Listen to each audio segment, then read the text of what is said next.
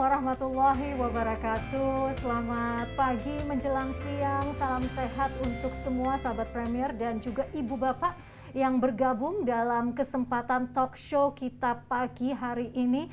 Senang sekali hari ini mendapatkan kesempatan untuk sama-sama mendengar dari 3 pakar yang sudah kami hadirkan dalam kesempatan talk show expert hari ini. Saya akan langsung saja perkenalkan ya. Yang pertama adalah Dr. Asrafi Rizky Gatam. Ia adalah dokter spesialis bedah ortopedi konsultan tulang belakang. Nah, Dr. Rizky ini ada yang paling kiri begitu ya. Bajunya biru tua ini. Dadah-dadah dulu, Dok. Halo. Oke. Itu adalah Dr. Rizky. Dan juga bergabung bersama kami adalah Dr. Omar Lutfi dan juga Dr. Ajiantoro. Dr. Omar Lutfi juga adalah dokter spesialis bedah ortopedi. Yang mana sekali lagi, Dok? Halo. Oke. Halonya semangat dong, Dok. Halo, saya Dr. Omar. Oke, karena aslinya lebih semangat ya, tapi kan Oke. apalagi dibatasi karena kita virtual, mungkin terdengar agak low energy, tapi kita harus sama-sama semangat ya. Oke, yang berikut adalah sebelah saya, samping saya, Dr. Ajiantoro. Ia adalah dokter spesialis bedah ortopedi. Halo, Dr. Aji. Halo semua, saya Dr. Aji. Oke, nah hari ini 3 dokter spesialis ortopedi berkumpul. Nah, kalau 3 dokter spesialis ortopedi berkumpul tuh biasanya ngobrol apa ya, Dok ya? Yang diobrolin ya? Iya, ortopedi, tulang dan tulang. Tulang dan tulang terus nih soalnya. Oke. Tapi ya. kadang-kadang malah kita nggak ngobrolin tentang tulang aja. Karena bosen ya? Karena Bosen. terlalu jenuh. Oke. Tapi seperti janji kami kepada Anda semua yang sudah bergabung dalam talk show virtual hari ini, kita akan bahas terkait dengan penanganan terkini masalah tulang belakang dengan metode minimal invasif. Penting sekali bagi kita untuk mengetahui apa saja sih opsi yang tersedia kalau terkait dengan metode minimal invasif. Biasanya itu identik dengan sakit tulang belakang begitu ya. Kemudian ada kata-kata yang sering terngiang-ngiang, itu namanya saraf kejepit. Ya ampun, sakitnya minta ampun ya. Biasanya seperti itu. Nah, itu akan kita bahas, tapi sebelum kita bahas, kita ngobrol bareng dengan para spesialis ortopedi ini, kita akan dengarkan terlebih dahulu apa yang akan disampaikan oleh CEO Rumah Sakit Premier Bintaro, Dr. Marta Siahaan.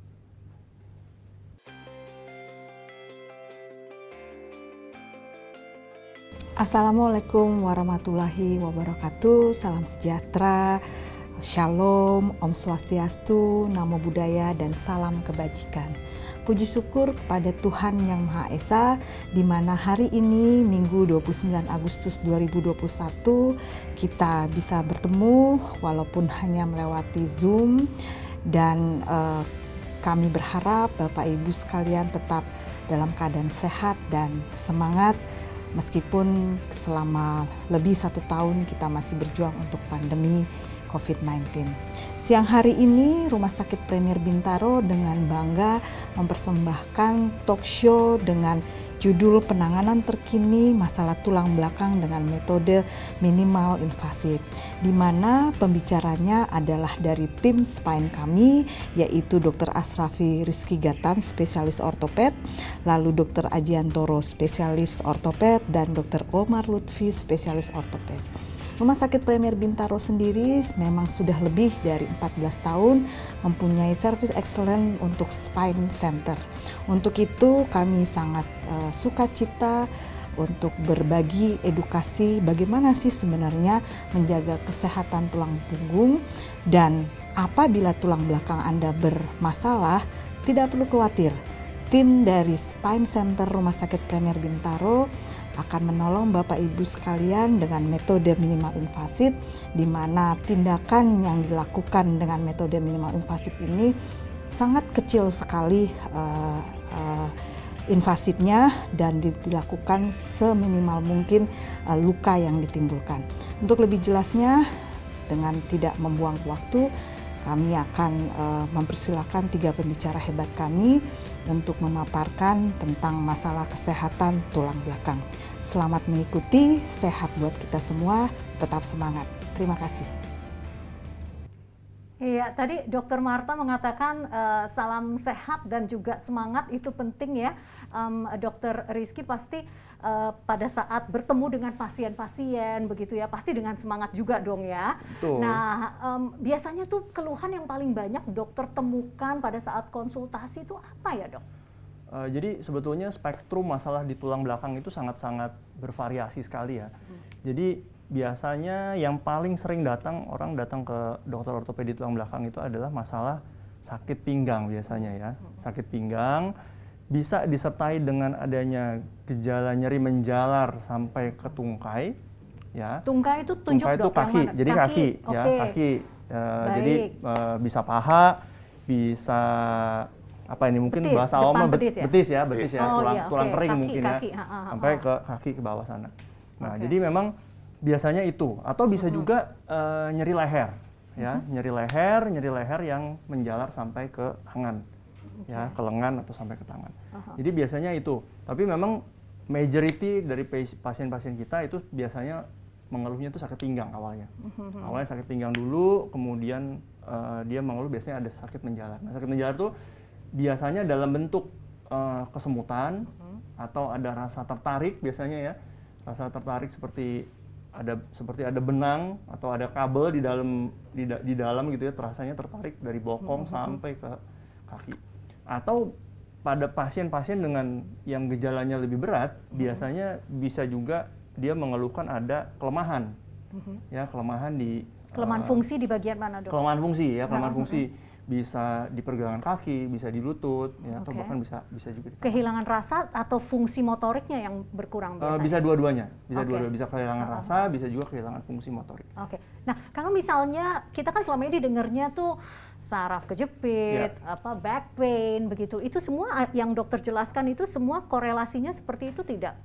Sebetulnya iya. Jadi memang korelasi yang sana. Memang ada saraf yang kejepit Memang begitu? ada saraf yang terjepit. Jadi memang biasanya Sorry ya, saya pakainya terjepit begitu ya. Mohon maaf nih ya Bapak Ibu. Oke, sekarang kita bilang saraf yang terjepit. Terjepit. Aduh, oke. Oke. Ya, jadi memang awal mulanya rata-rata ya, karena semua masalah saraf terjepit itu tidak ada yang terjadi secara instan. Jadi memang prosesnya itu pelan-pelan ya, dimulai biasanya dari sakit pinggang dulu. Ya, jadi sakit pinggang, kemudian biasanya yang terjadi adalah ada sobekan gitu ya di ligamen atau di bantalan tulang belakang.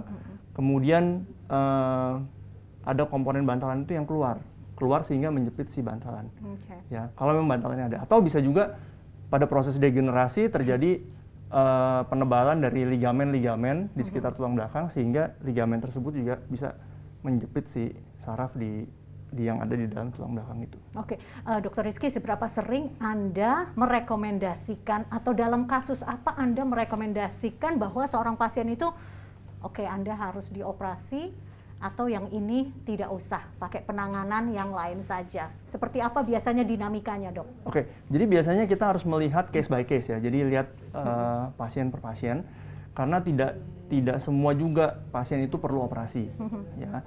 Tapi biasanya orang yang memang saraf kejepit itu dia sudah mengalami nyeri yang sangat-sangat hebat biasanya. Ya, terutama nyeri yang menjalar ke kaki. Dan painkiller udah nggak mempan. Dan painkiller begitu? tuh udah nggak mempan. Ya. Dan biasanya nyerinya tuh untuk yang mungkin orang sering dengar tuh HNP ya, hernia nucleus pulposus, mungkin itu banyak beredar di masyarakat. Itu biasanya sakitnya akut sekali. Ya, jadi berkepanjangan kalau sakit itu dia atau biasanya muncul akut. Jadi dan munculnya itu benar-benar tiba-tiba. Jadi yang sebelumnya nggak ada, kemudian tiba-tiba jadi ada. Oh. Ya, biasanya itu yang jenisnya tuh HNP. Jadi ada bantalan yang keluar sehingga menjepit saraf tulang belakang. Nah, itu memang sakitnya itu sangat-sangat hebat sekali. Sehingga biasanya pada pasien-pasien yang seperti itu biasanya kita langsung tawarkan untuk melakukan suatu tindakan operasi karena kualitas hidup akan sangat berbeda sekali antara yang dikerjakan operasi dan yang tidak dioperasi. Oke, tapi kan biasanya ya, mohon maaf ya, kalau dengar kata operasi itu Takut ya? menakutkan, menyeramkan, Ya. dan akan ada rasa sakit lanjutan ya, namanya juga habis disayat ya. Nasihat apa yang Anda berikan kepada pasien jika ada concern terkait ketakutan terhadap operasi? Ya, jadi kalau saya sih selalu bilang tidak perlu takut ya, karena Karena satu, sekarang penanganan itu metodenya sudah sangat canggih ya. Jadi artinya udah prosesnya juga udah minimal invasif ya. Jadi tidak ada lagi operasi untuk membebaskan saraf kejepit itu harus dibuka besar ya. Jadi ada sih memang di beberapa kasus, tapi tidak semuanya. Dan hari ini kita tidak bicara yang operasi seperti itu ya, Tidak Dok? bicara ya. Bukan operasi konvensional, Bukan ini operasi operasi yang konvensional. berbeda, yang Jadi, minimal yang invasif, minimal begitu. ya. Jadi memang yang kita kerjakan operasinya operasi minimal invasif ya, dengan endoskopi, sehingga kita bisa melihat struktur anatomi dari saraf yang ada dalam tulang belakang itu jauh lebih jelas. Ya, sehingga risiko cedera juga sangat-sangat ringan sekali sebetulnya, hampir nggak ada. Dan sebagian besar saraf terjepit itu terjadi di pinggang. Sebetulnya kalau di pinggang itu sudah menjadi bagian dari saraf tepi sebetulnya. Artinya? Kalau saraf tepi itu dia, jadi mungkin saya sering menganalogikan seperti kabel listrik ya. Jadi saraf itu kayak kabel listrik yang bermula dari pembangkit listrik yang ada di otak. Kemudian dia ada sutet ya. Ada sutet itu Sumber listrik ya. Jadi sutet itu kabel tegangan tinggi gitu ya. Iya. Nah, itu berasal cabang dari otak sampai ke kira-kira di sini. Ya, di segmen dada. Di bawah sini sebetulnya udah cabang-cabang aja ke rumah-rumah gitu ya. Jadi kabel yang bercabang ke rumah-rumah. Nah, sebetulnya jepitan di situ hampir nggak pernah menyebabkan orang jadi lumpuh sebetulnya. Oh, oke.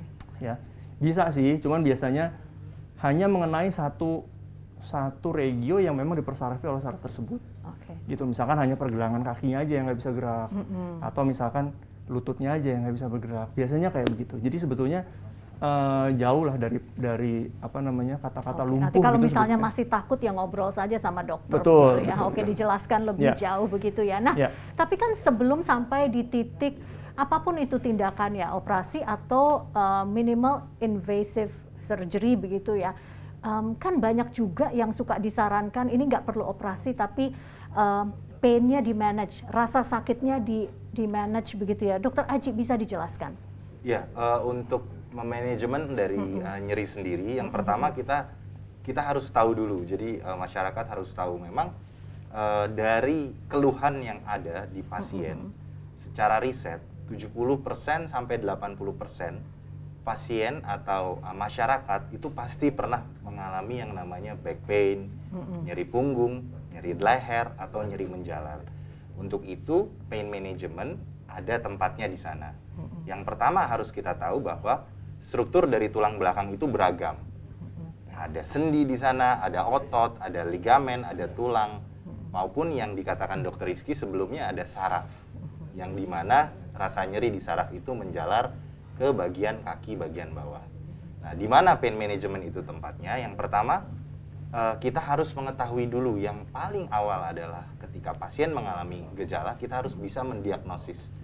Diagnosis yang ditegakkan diagnosis secara akurat, sehingga kita tahu apa masalah dari pasien tersebut. Nah, proses untuk menegakkan diagnosis itu biasanya apa saja tuh tahapannya, Dok? Selain keluhannya pasien dipahami, tapi apa saja tes-tes apa yang akan Dokter Aji berikan biasanya? Biasanya yang pertama pasien akan mengeluhkan atau yang kita lakukan namanya history taking. Jadi pasien akan mengatakan apa saja keluhannya, onsetnya dari berapa lama, sudah berapa sering terjadi atau pengalaman nyeri yang dialami. Setelah itu ada pemeriksaan fisik yang kita bisa lakukan untuk mengetahui sumber masalah dari problem pasien tersebut. Apa tuh, MRI begitu atau apa, Pemeriksaan Dok? fisik adalah pemeriksaan lokal di bagian punggung bagian bawah pasien. Dipegang begitu? Dipegang, titiknya. ditekan. Setelah itu ada beberapa tes-tes khusus yang bisa kita lakukan. Selain itu, seperti Mbak Vivi bilang tadi, ada pemeriksaan penunjang. Nah, pemeriksaan penunjang ini bisa kita lakukan seperti laboratorium, X-ray atau ronsen, dan juga pemeriksaan canggih saat ini seperti MRI dan CT scan. Dari seluruh pemeriksaan itu, kita dapat simpulkan apa masalah dari pasien yang kita akan lanjutkan, apa penanganan yang dibutuhkan oleh pasien. Ketika Dr. Rizky tadi cerita bahwa tidak semua pasien bisa dilakukan tidak perlu tindakan operasi, pain management ini ada tempatnya. Prosesnya yang jelas kita harus mengetahui dulu awal apa diagnosis dan juga apa masalah dari Dokter Aji, kalau kita bicara soal pain management ya, dalam hal ini misalnya interventional pain management, kedengarannya memang istilahnya serius, tapi seberapa serius dan berkomitmen sih seorang dokter ya dalam memberikan pelayanan kepada pasiennya yang memang belum perlu operasi begitu ya. Apakah ini memang magnitude-nya, marwahnya sama seriusnya dengan misalnya harus operasi begitu? Oke, jadi untuk pain management sendiri itu bisa kita bagi dari pain management berupa kita pemberian obat-obatan, berupa latihan terapi, fisik, rehabilitasi, dan juga yang paling baru saat ini adalah IPM yang kita singkat, yaitu Interventional Pain Management. Secara umum, IPM atau Interventional Pain Management adalah suatu prosedur yang kita lakukan persis di titik nyeri atau di titik masalah setelah kita melakukan diagnosis. Untuk itu, untuk sampai ke titik tersebut, kita membutuhkan alat-alat penunjang seperti USG ya, atau radiologi seperti C-arm. USG itu bukan hanya memantau, tapi bisa memberikan pain arah, release begitu. Memberikan arah kemana kita akan melakukan. Untuk memotret kira-kira ada di mana sasarannya begitu ya, Dok. Betul. Oke. Untuk itu IPM sendiri yang kita ketahui secara garis besar bisa saya bagi menjadi beberapa macam. Yang pertama adalah salah satunya prosedur yang bisa kita lakukan seperti blok saraf. Jadi prosedur itu sangat minimal, hanya kita lakukan dengan penusukan jarum ya ke titik atau lokasi yang ingin kita tuju dengan bantuan USG atau alat radiologi tersebut, dan kita menyuntikkan atau memasukkan obat. Nah, di situ bisa bertujuan untuk kita menegakkan level atau diagnosis dari pasien dan juga bisa memberikan penurunan rasa nyeri. Terkadang bisa bersifat permanen atau sebagian besar hanya sementara. Selain itu banyak sekali teknik-teknik atau tindakan prosedur yang mungkin saat ini sedang berkembang seperti radiofrekuensi atau RF. Ya, di situ adalah salah satu tindakan yang kita lakukan dengan cara memberikan atau mengalirkan listrik ke bagian saraf tertentu yang ditujukan untuk mengurangi rasa nyeri atau ambang nyeri. Ini menarik ya, Betul, Dokter Aji ya. Tapi saya mau tanya ke Dokter Omar nih ya. Kira-kira pilihannya apa saja sih selain RF, radio frequency? Ini kan untuk ngeblok saraf, untuk mematikan rasa sakit pada saraf gitu ya. Kemudian apalagi Dok yang ada sebagai opsi untuk memanage rasa sakit yang kita miliki? Berarti yang awal pertama-tama sih tadi pasti adalah obat-obatan sama rehabilitasi ya. Nah, kemudian tapi terkadang obat-obatan dan rehabilitasi ini tidak obat selalu. tuh maksudnya biasanya selain painkiller, antiinflamasi, apalagi tuh satu painkiller, setnya antiinflamasi, kemudian kita bisa kasih juga relaksan otot biasanya. Oke. Kemudian kita kasih juga vitamin-vitamin neurotropik namanya. Jadi supaya untuk memberikan nutrisi kepada saraf kita supaya lebih baik. Kemudian program rehabilitasi itu nanti juga bisa diberikan biasanya oleh dokter spesialis rehab medik, baik dia untuk menghilangkan nyeri maupun juga untuk memperkuat otot-otot punggung kita. Nah, kemudian tapi terkadang memang program-program itu tidak selalu bisa menyelesaikan seluruh masalah tulang punggung. Terkadang kita perlu program-program yang lebih advance seperti yang tadi dijelaskan oleh Dr. Aji mengenai interventional pain management. Nah, ini adalah kelanjutannya program yang lebih advance dari pemberian obat-obatan dan juga rehabilitasi. Meskipun semua itu sebetulnya adalah suatu kesatuan yang memang tetap harus dikerjakan kepada pasien-pasien untuk mengatasi nyeri pinggang. Nah, selain tadi RF, kemudian ada blok saraf, kita juga ada namanya PLDD atau percutaneous laser disc decompression. Jadi kita memberikan laser kepada bantalan sendi yang memang mengalami kerusakan atau penonjolan. Dok, itu tidak ada sayatan ya kalau RF ya?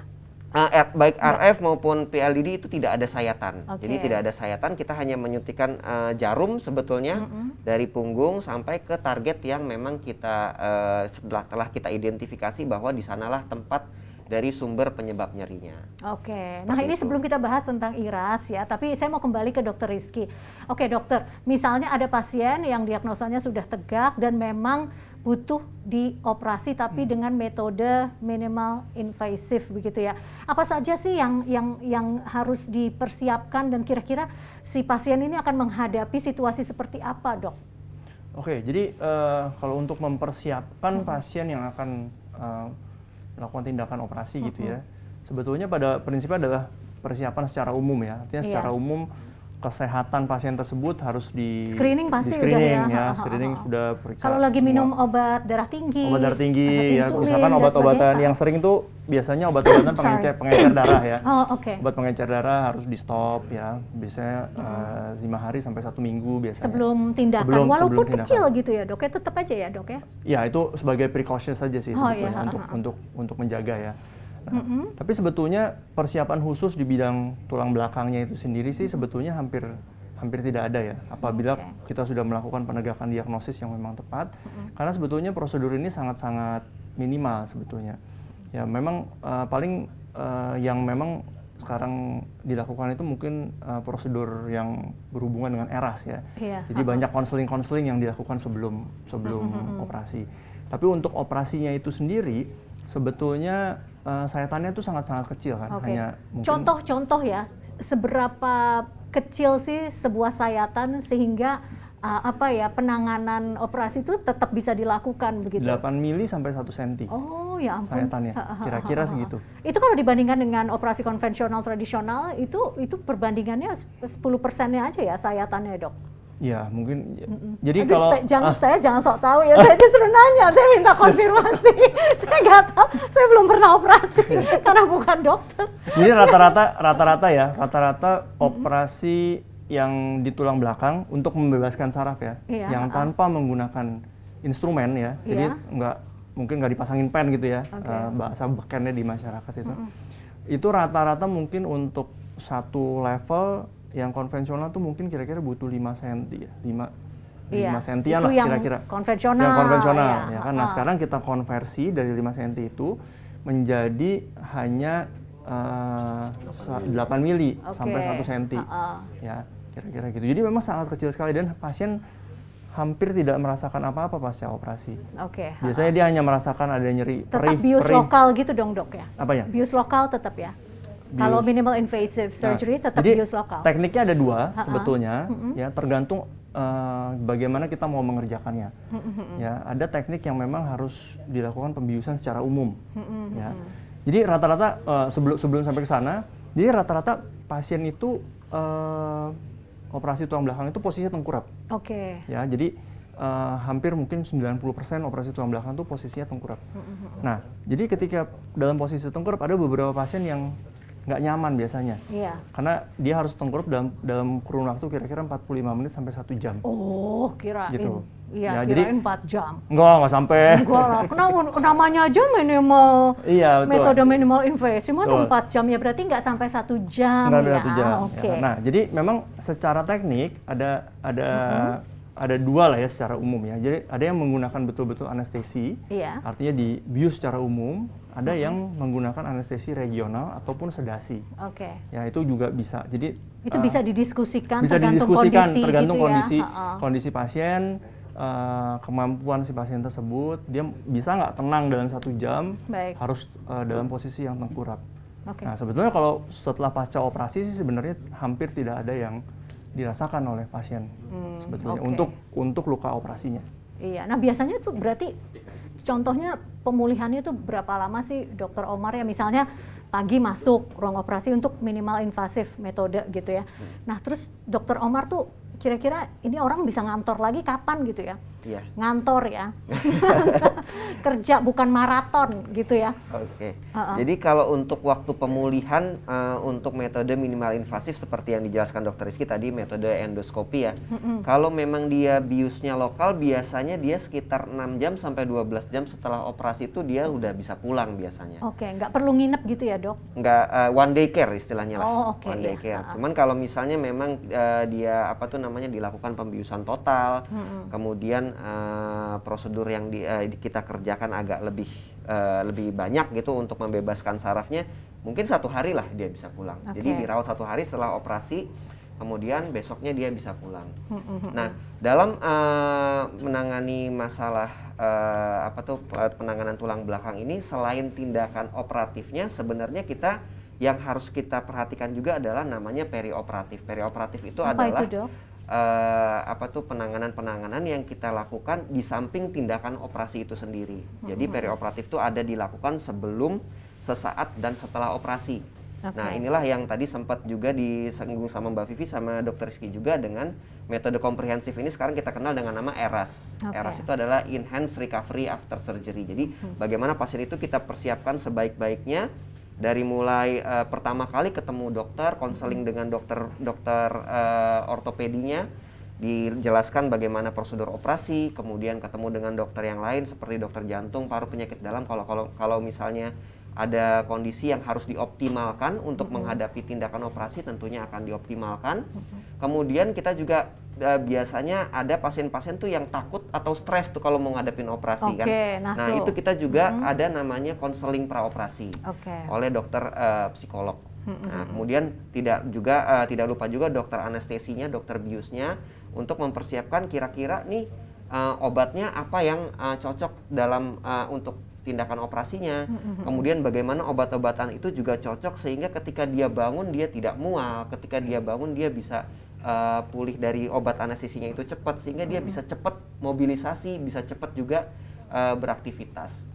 Nah, pada umumnya kita setelah operasi itu kita juga akan melakukan namanya mobilisasi dini atau early mobilization. Maksudnya apa tuh, Dok? Jadi sebisa mungkin itu pasien itu kita latih untuk mulai duduk sampai mulai berjalan secepat mungkin setelah dia operasi. Makanya secepat mungkin itu berapa lama setelah minimal invasive biasanya surgery? Kalau misalnya memang biusnya bius lokal ya, bius lokal itu biasanya sekitar 6 jam itu kan. Kalau bius lokal itu biasanya kita ditambah juga sedasi namanya, jadi obat ngantuk tapi tidak dibius total. Itu biasanya sekitar 6 jam atau 3 jam sampai 6 jam itu dia udah mulai bisa harus bangkit ya. Duduk, sudah mulai bisa berjalan.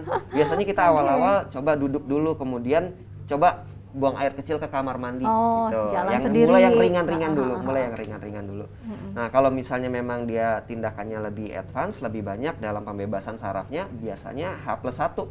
H+1 itu pagi-pagi kita sudah semuanya infusnya juga sudah kita angkat, cuman akses pembuluh darah aja untuk masuk obat.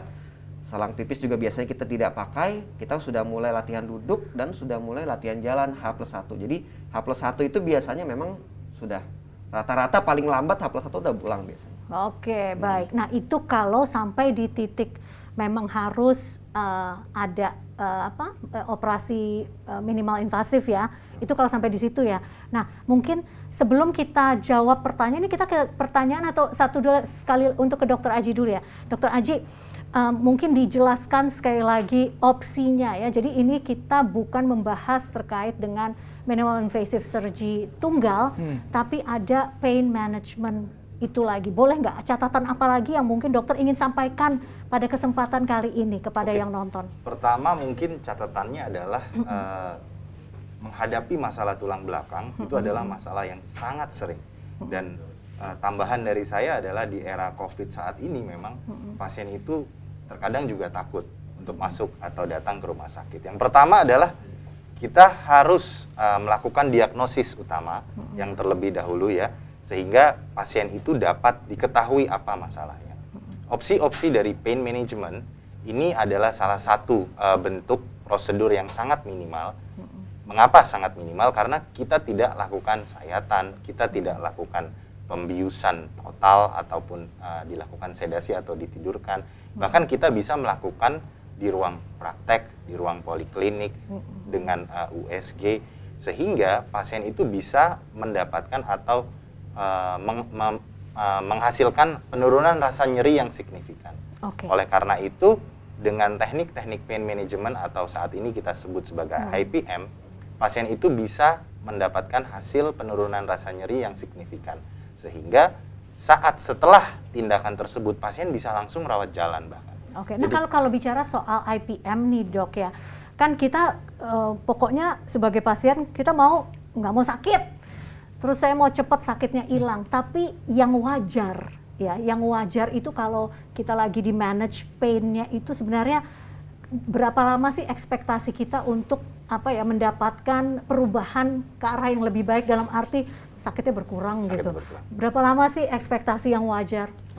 Jadi untuk pain management sendiri fungsinya ada beberapa macam. Yang pertama adalah untuk menentukan level dari masalah tersebut. Yang kedua adalah menurunkan rasa nyeri tersebut. Jadi ada beberapa kasus tergantung dari kasus tersebut, rasa nyeri itu akan berkurang secara temporer, ya, atau secara Sementara sementara. aja begitu. Betul. Ada yang 3 minggu, ada yang 1 bulan, bahkan ada juga yang 3 bulan. Untuk itu, ketika rasa nyeri itu berulang, Mbak Vivi, jadi pasien akan dihadapkan kembali dengan masalah yang semula. Oleh karena itu, pain management ini adalah opsi.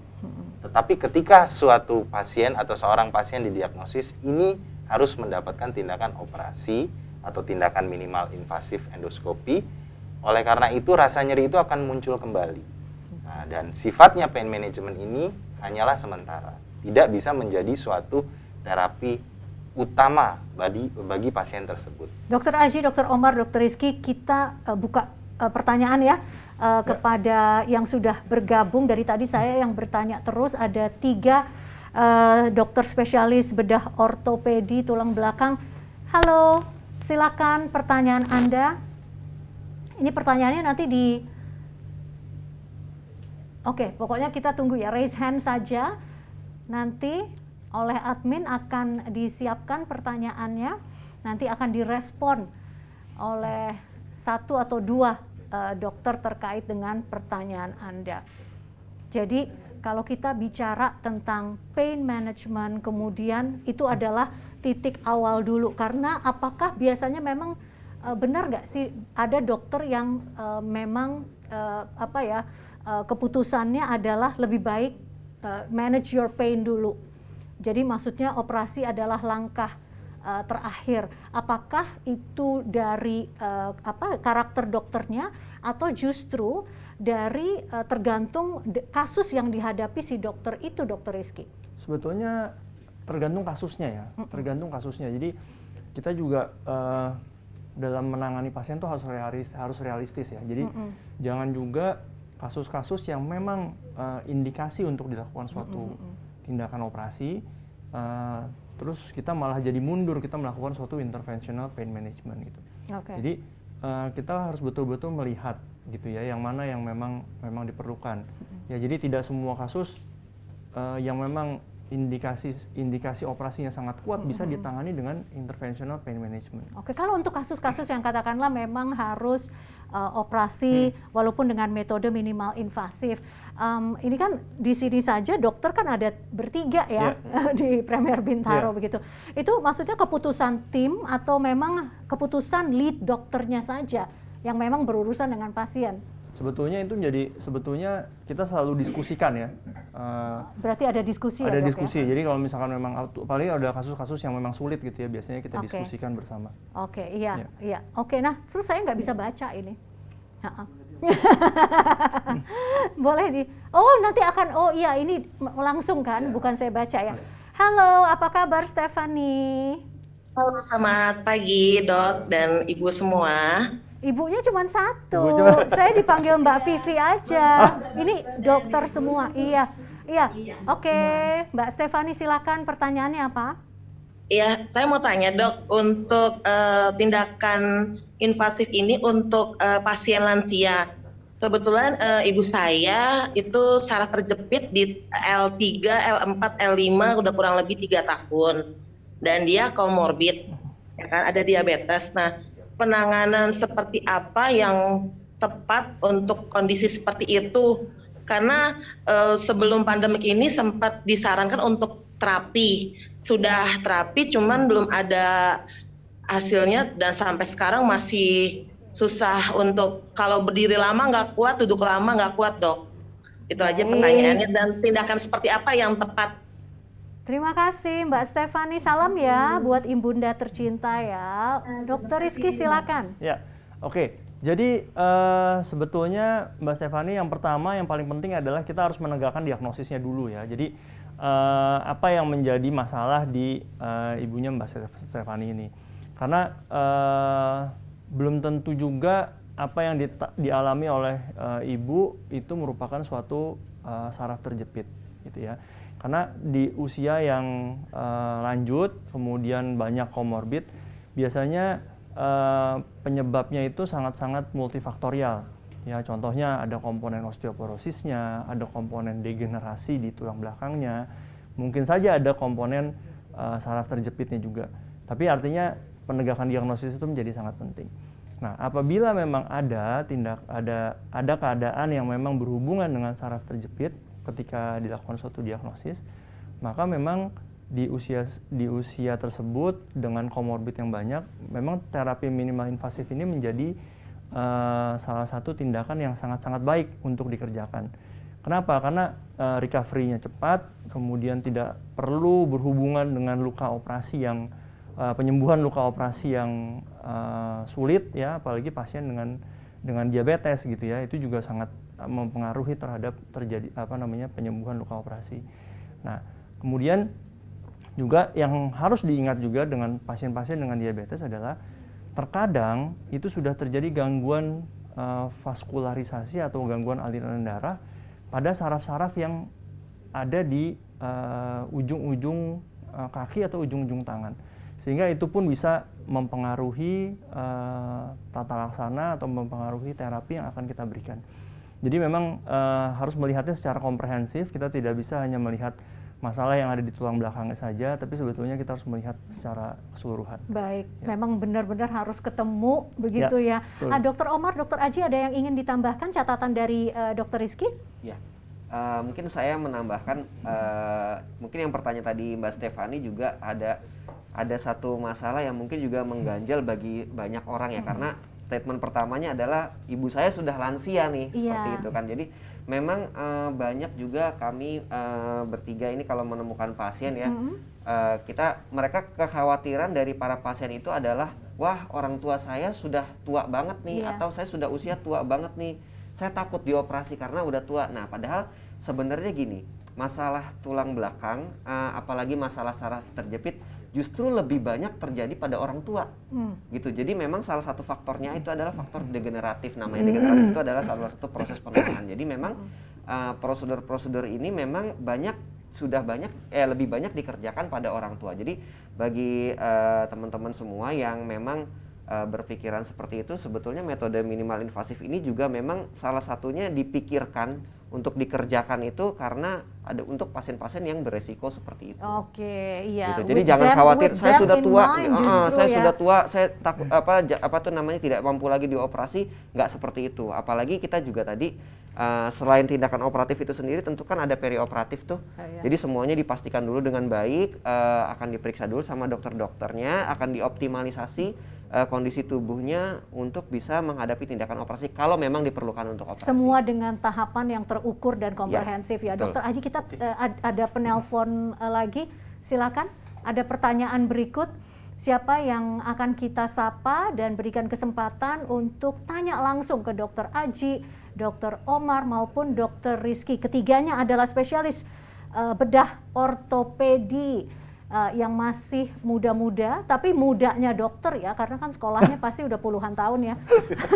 Oke, mungkin ada semua total 10 tahun kali ya dok ya. Kalau paling nggak 10 tahun. Investasi minimal. Untuk jadi spesialis tuh 10 tahun walaupun muda, tapi insya Allah berpengalaman. Oke, halo Ibu, maaf saya nggak kelihatan namanya siapa ini. Boleh dibantu ya, admin namanya siapa?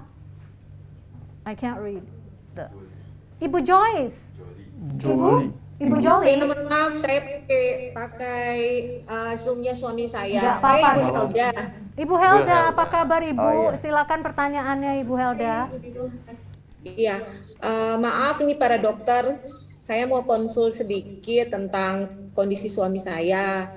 Kebetulan kemarin kita udah diagnosa kalau suami saya itu L4-nya itu udah habis ya. Jadi makanya sering banget sakit pinggangnya gitu.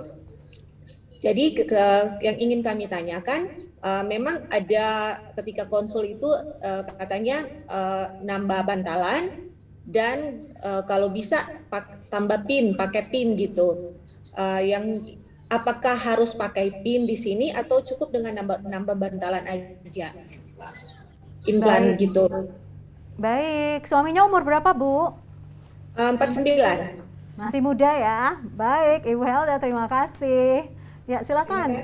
Dokter Aji. Terima kasih Ibu Helda atas pertanyaannya. Yang pertama, otomatis kita harus mengetahui secara tepat dan juga secara holistik apa problem dari suami dari Ibu Helda tersebut. Apakah masalahnya memang betul disebabkan karena bantalan yang menipis? Mungkin tadi disebutkan adalah L4 ya, L4 lumbal 45, di mana di sana ada bantalan atau diskus yang kita tahu di antara segmen dari tulang lumbal yang dikatakan Ibu Helda menipis. Yang pertama adalah kita harus tahu masalah apa yang timbul atau yang terjadi pada suami Ibu Helda. Apakah memang keluhannya berupa low back pain, hanya nyeri saja, atau masalahnya juga terdapat gangguan atau saraf terjepit berupa rasa nyeri yang menjalar ke kaki atau ke kedua tungkai pasien tersebut. Ketika kita mengetahui secara baik masalah dari Ibu Helda tersebut atau suaminya, barulah kita bisa menentukan apakah suami Ibu Helda ini membutuhkan penggantian dari bantalan sendi tersebut, ya, yang saat ini bisa kita lakukan dengan prosedur-prosedur juga dengan minimal invasif beserta pemakaian pen di bagian belakang. Untuk itu prosedur itu merupakan salah satu opsi yang bisa dilakukan. Tetapi yang katakanlah, kan memang bagaimanapun juga harus konsultasi langsung. Betul. Karena setiap orang kan kasusnya spesifik begitu. Betul, dan harus ya. diperiksa, di screening dulu. Tapi misalnya memang benar ternyata diagnosanya nggak, ini harus ganti bantalan dan ingin pakai minimal invasive surgery. Itu bagaimana tahapannya, Dok? Jadi tahapan yang pertama adalah tindakan penggantian bantalan beserta pemasangan pen. Saat ini juga bisa dilakukan secara minimal invasif atau yang kita kenal juga secara endoskopi.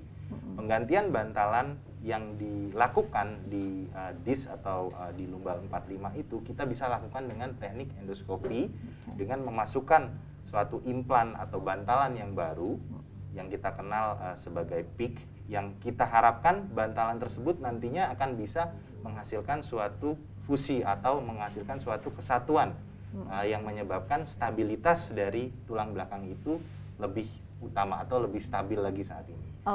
Dan pemasangan pen itu juga bisa dilakukan saat ini dengan teknik minimal invasif.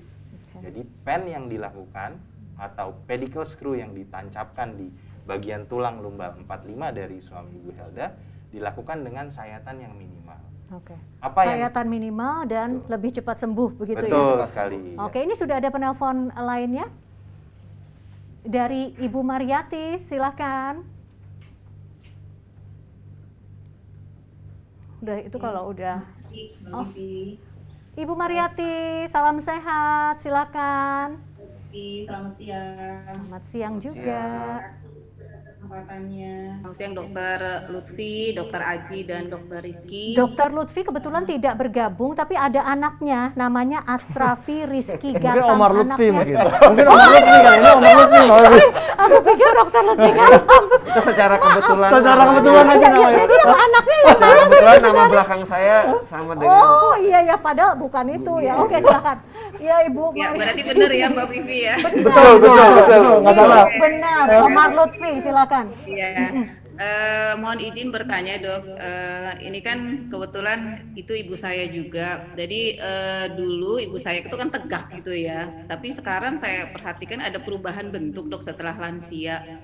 Nah, apakah setiap lansia itu akan mengalami perubahan bentuk pada tulang, misalnya bisa skoliosis atau kifosis atau apa gitu ya Dok ya? Nah, bagaimana mencegahnya supaya kita nih yang mau sebentar lagi mungkin mau ke lansia ya Dok ya, supaya tidak mengalami adanya perubahan bentuk pada tulang belakang? Karena pada usia-usia misalnya menuju menopause itu kan kalau sudah menopause sering mengeluh misalnya sakit pinggang atau punggung nggak enak gitu ya Dok ya. Nah, bagaimana supaya dari sekarang kita melakukan pencegahan supaya tidak terjadi perubahan bentuk. Nah, apa yang harus kami lakukan gitu. Terima kasih Dokter. Terima kasih Ibu Mariati, salam sehat selalu Dokter Omar Lutfi yang bukan anaknya Lutfi Gatam ya. Oke, jadi seperti ini. Memang pada orang tua itu banyak yang posturnya itu mulai membungkuk. Sebenarnya kita secara umum bisa bagi dua nih. Ada yang dia memang posturnya membungkuk itu dia karena memang tulang punggungnya membungkuk. Ada yang kedua dia mencari posisi nyaman dengan cara membungkuk gitu loh. Jadi kalau misalnya pada orang yang sudah usia lanjut itu memang kalau misalnya dia terjadi osteoporosis atau pengeroposan tulang, itu dia terjadi yang namanya microfracture. Istilahnya microfracture itu adalah tulangnya itu retak, tapi dalam kondisi yang sangat-sangat mikro. Jadi kecil dan banyak, karena tulang belakang kita itu terdiri dari bertumpuk-tumpuk segmen dari leher sampai ke bawah. Nah, karena dia ada yang kolaps beberapa, kemudian dia menjadi agak sedikit bungkuk. Nah, itu kalau misalnya dia terjadi osteoporosis. Tapi kalau misalnya ada orang yang saraf terjepit, terkadang dia memang lebih nyaman posisinya membungkuk gitu, sehingga ketika jalan tuh dia maunya gitu begini ya? gitu. Tapi sebenarnya dia bisa aja tegak. Seperti itu. Jadi ada dua jenis, dan itu memang harus kita identifikasi sebenarnya masalah pada pasien itu apa. Nah, sekarang bagaimana cara mencegahnya? Nah, kalau cara mencegahnya yang pertama, kalau untuk osteoporosis sebenarnya kita mengenal dengan istilah peak bone mass atau puncak kepadatan tulang. Puncak kepadatan tulang itu terjadi adalah ketika umur 20 sampai 30 tahun. Jadi kita itu supaya tulang kita kuat, sebenarnya kita harus jaga itu dari muda sebenarnya. Nah, jadi istilahnya dari awal kita muda. Contoh menjaga dari muda itu menjaga dari muda, satu, pertama nutrisinya cukup. Nutrisinya cukup, kalsiumnya cukup. Kemudian sinar mataharinya cukup, vitamin D-nya cukup. Kemudian kita juga aktivitasnya baik, sering berolahraga. Kemudian juga menghindari faktor-faktor lain yang memang bisa menyebabkan osteoporosis, seperti misalnya merokok, seperti misalnya minum alkohol. Nah, itu adalah kebiasaan-kebiasaan yang kurang baik yang bisa menyebabkan tulang itu keropos. Nah, jadi istilahnya kita dari awal nih, kalau dari muda sampai umur 30 tahun tuh kita nabung tulang istilahnya. Nabung tulang kita dengan aktivitas yang bagus, makan yang bagus, dan segala macam, kepadatan tulang kita akan tinggi. Nah, setelah di atas umur 35 biasanya kepadatan kita akan mulai menurun sedikit. Tapi kalau misalnya ketika muda kita kepadatannya bagus, pada umumnya ketika tua kita tabungannya masih banyak. Nah, seperti itu kira-kira kalau untuk osteoporosis. Baik. Terus jadi itu salah satunya itu ya, menjaga hidup sehat dari awal, dari muda begitu ya. Dan ada 2 poin yang saya catat, tidak merokok dan tidak minum alkohol ya. Iya. Separah itu ya minum alkohol sama merokok ya, Dok, sampai saat ini. Ternyata dari penelitian memang sangat signifikan. Apa mengurangi kepadatan tulang si rokok dan alkohol itu? Mengurangi kepadatan tulang. Kemudian juga seperti yang contohnya dijelaskan Dr. Rizky, yang saraf kejepit karena bantalannya rusak, itu juga faktor dari itu juga salah satunya. Baik. Nanti kita akan bahas kapan-kapan lagi ya terkait dengan bahaya merokok dan minum alkohol untuk kepadatan dan kesehatan tulang. Tapi kita akan sapa, ada yang akan bergabung dan bertanya, ini Bapak atau Ibu Fidelis Yeni. Ibu ya sepertinya ya. Ibu Fidelis Yeni sudah bergabung. Oh, hai. Halo, siang Mbak. Apa kabar? Nama saya Vivi, tapi bukan dokter ya. Silakan Mbak Yeni. Tadi sudah sesuai banget nih beberapa yang disampaikan, jadi aku penasaran. Kebetulan ibu aku usianya 56 tahun. Kebetulan beliau sering check up juga. Jadinya kita tahu nih bahwa beliau itu sudah masuk di fase pre-osteoporosis dengan usia yang 56 tersebut. Dan karena posturnya agak berubah, agak miring ke kiri, kita sempat konsul dan MRI juga bahwa ada kejepit di L3, 4, dan 5. Tapi yang anehnya, beliau itu tidak merasakan nyeri sama sekali. Jadi nggak ada nyeri, nggak ada sakit. Hanya kalau dilihat posturnya berubah, agak miring. Kemudian dokter pernah konsul dan pernah disarankan oleh dokter sebelumnya untuk operasi dan pasang pen dengan informasi bahwa kalau tidak dilakukan ada risiko kelumpuhan. Tadi Dr. Rizky sempat sampaikan kalau di bagian agak bawah itu kan harusnya tidak sampai dengan kelumpuhan, mungkin di kaki atau di mana kan. Tapi kemarin pas konsul terakhir di infonya kayak gitu. Dan kalau memang harus operasi, apakah metode minimal invasif ini bisa digunakan pada ibu saya yang usianya tadi tentu tidak muda lagi. Itu sih kurang lebihnya. Mbak Yeni, terima kasih sudah bergabung ya. Senang sekali kalau talk show ini manfaat buat Anda dan keluarga. Salam sehat selalu. Dr. Rizky, silakan. Ya, terima kasih pertanyaannya Mbak Yeni. Jadi gini, mungkin ada satu hal yang perlu saya highlight ya dari talk show kita ya hari ini ya. Yang pertama mengenai masalah diagnosis. Ya, jadi tadi Mbak Yani bilang hanya gambar MRI-nya aja ya kalau nggak salah, gambar MRI, gambar ronsennya, tulang belakangnya miring, tapi ternyata ibunya tidak mengalami rasa sakit atau tidak ada keluhan apa-apa. Oke.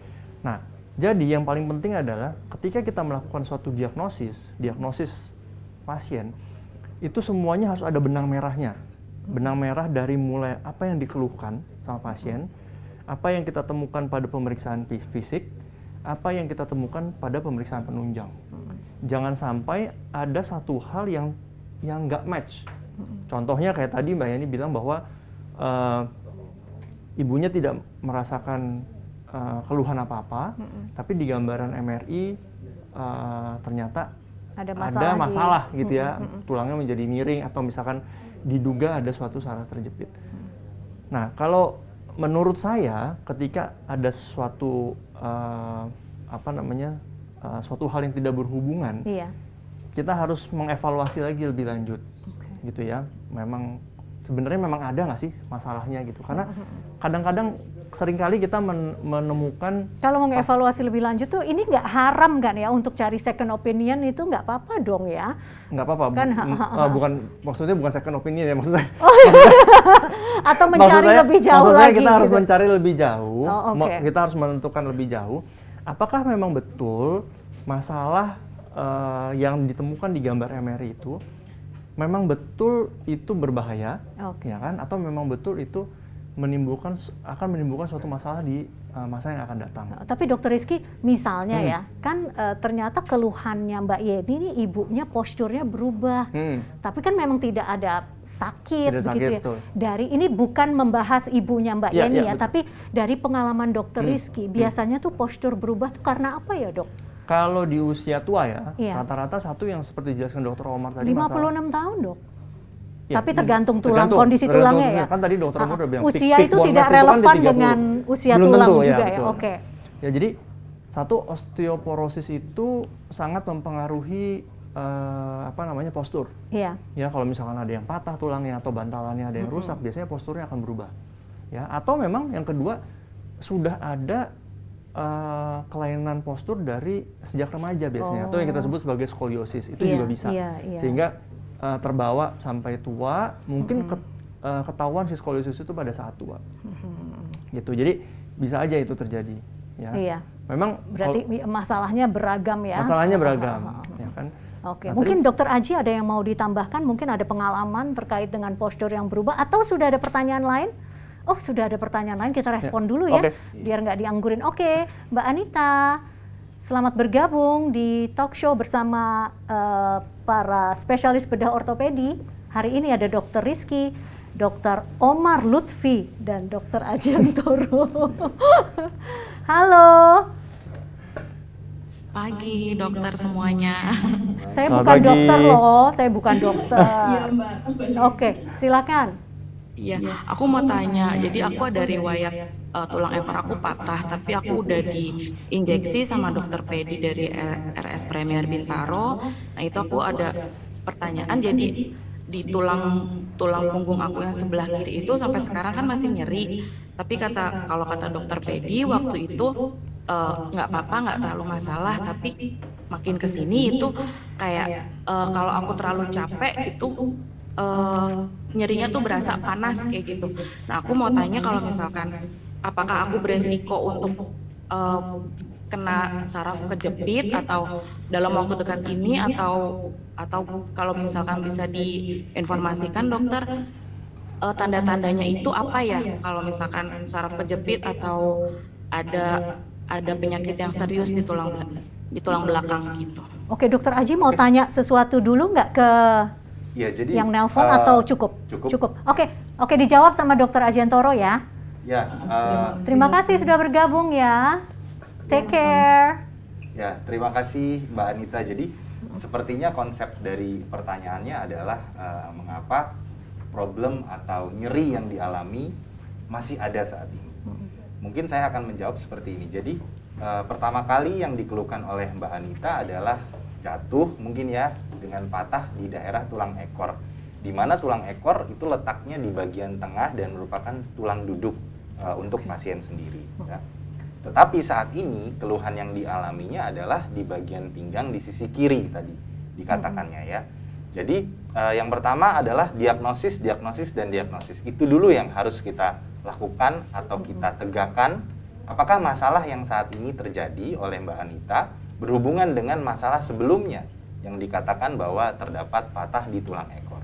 Ya, untuk itu Mbak Anita baiknya adalah kita harus melakukan konsultasi ulang, harus melakukan pemeriksaan ulang kembali untuk menegakkan diagnosis.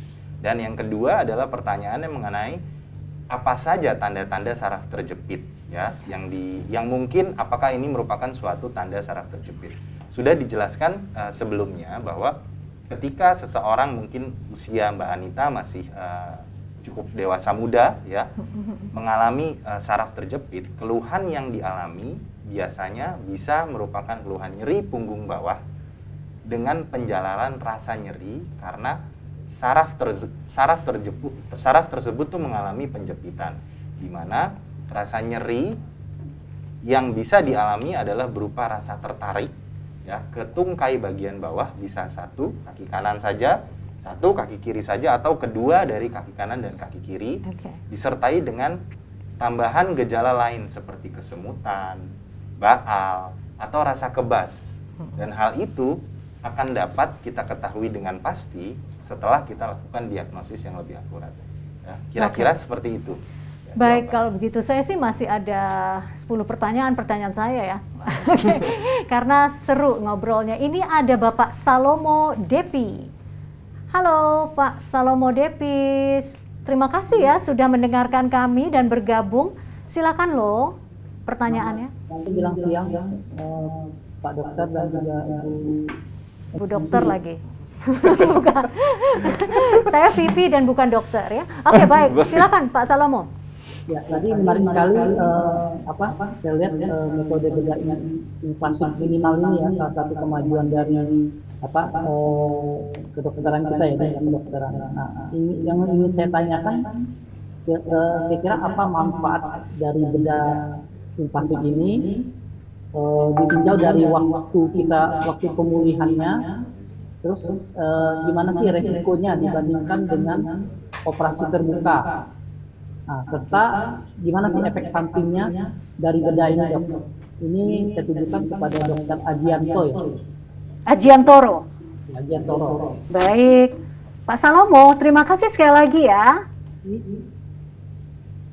Ya, oke, terima kasih.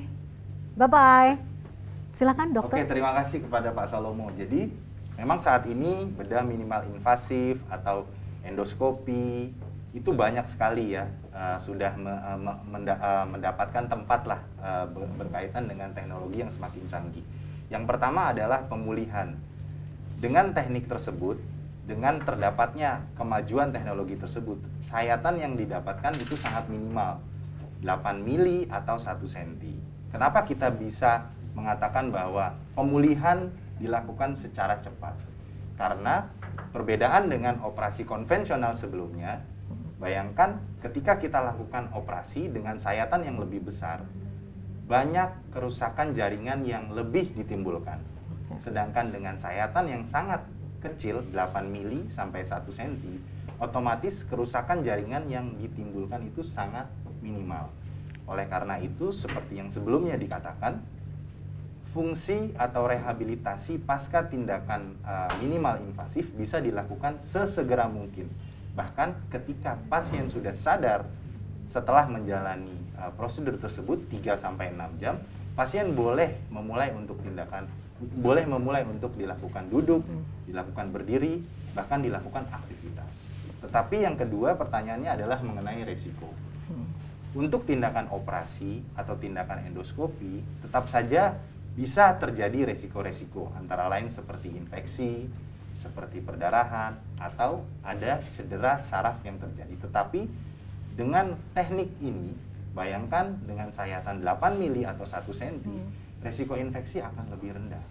Yang kedua, perdarahan yang muncul dengan 8 mili pasti akan berbeda dengan operasi konvensional yang kita lakukan dengan teknik bedah terbuka lebih besar. Yang ketiga, cedera saraf itu bisa kita dapat minimalkan dengan kita memakai kamera, di mana kita bisa secara langsung melihat saraf melalui lensa yang kita masukkan ke dalam jaringan tubuh Bapak sendiri. Oleh karena itu, resiko lebih rendah dan pemulihan dapat dilakukan sesegera mungkin sehingga pasien dapat beraktivitas lebih cepat. Oke, terima kasih Dr. Ajiantoro atas penjelasannya yang sangat komprehensif. Mungkin catatan penutup dari Dr. Rizky maupun Dr. Omar ya. Silakan Dr. Rizky dulu, catatan penutupnya apa nih Dok kalau terkait dengan endoskopi, apa pesan yang ingin Anda sampaikan kepada yang bergabung dalam kesempatan kali ini? Ya, oke.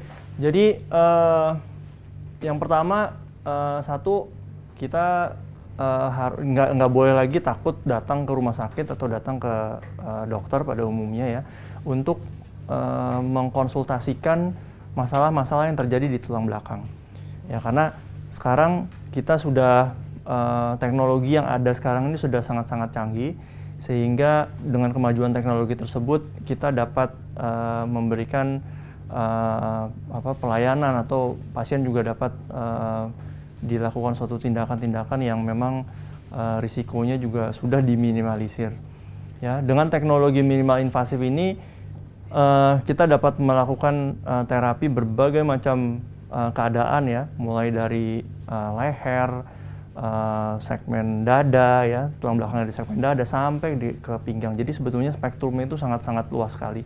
Dan yang paling penting adalah sebelum melakukan suatu prosedur endoskopi tersebut, penegakan diagnosis itu menjadi sangat-sangat penting. Seperti yang tadi saya sudah bilang bahwa benang merah dari apa yang menjadi keluhan dan apa yang ditemukan pada pemeriksaan fisik dan pemeriksaan penunjang itu menjadi sangat-sangat penting sebelum kita melakukan suatu tindakan, karena itu sangat-sangat mempengaruhi outcome yang terjadi pada pasien. Mungkin itu Mbak Vivi. Baik, Dr. Rizky. Nah, kalau sekali lagi nih diingatkan bahwa ada one day care gitu ya, jadi nggak harus berhari-hari di rumah sakit. Silakan, Dr. Omar. Ya, jadi mungkin kurang lebih menyambung dari Dr. Rizky ya, betul bahwa jangan takut lagi untuk berobat ke rumah sakit, karena yang penting itu menegakkan diagnosisnya dulu harus tepat, dan kita sekarang ini punya berbagai macam modalitas dalam menangani masalah tulang belakang, dimulai dari hanya sekedar obat-obatan dan fisioterapi, jadi artinya tidak perlu operasi. Kemudian yang tingkatannya lebih tinggi lagi yaitu adalah interventional pain management, di mana itu pasien itu setelah dilakukan tindakan manajemen nyeri invasif, manajemen nyeri seperti yang dijelaskan Dr. Aji ini bisa langsung rawat jalan kalau itu. Nah, kemudian yang lebih advance lagi adalah mengenai metode endoskopi. Metode endoskopi ini ada yang hanya dengan bius lokal aja, di mana dia one day care. Jadi biasanya 6 jam setelah tindakan sudah bisa pulang.